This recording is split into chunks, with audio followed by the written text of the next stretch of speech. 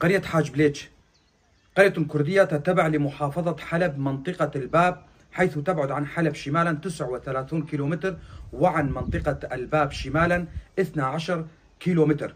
من عشائرها كيتكان وديدان، وهنالك عائلة من عشيرة شيخان الكردية، وأيضا هنالك عائلة عربية. تعتبر القرية كمزرعة لقريتين هما سوسنباط ونعمان. الأهالي جميعا يتكلمون اللغة الكردية، حتى العائلة العربية أيضا تتكلم باللغة الكردية.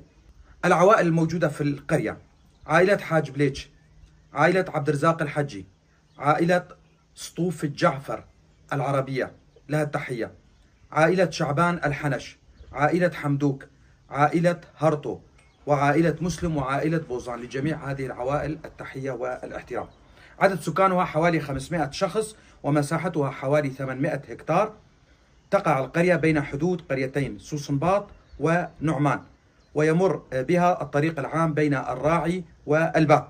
تحدها من الغرب قرية نعمان، ومن الشرق قرية سوسنباط، ومن الشمال قرية البطال، ومن الجنوب قرية الحدث، وجميع هذه القرى كردية.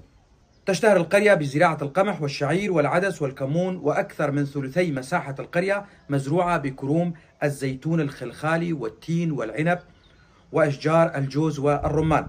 أيضا يقومون بزراعة الخضروات الصيفية. أغلب سكانها يعملون في مجال حفر الآبار، وتوجد في القرية مناشر حجر ومعصرة زيت الزيتون. المعلومة هذه من السيد محمد الأحمد، وهو أحد أبناء المنطقة، وأنا ألقيها بصوتي. أنا علي عبد الله كولو، محامي منطقة درباسية. كل التحية لأهالي قرية حاج بليتش.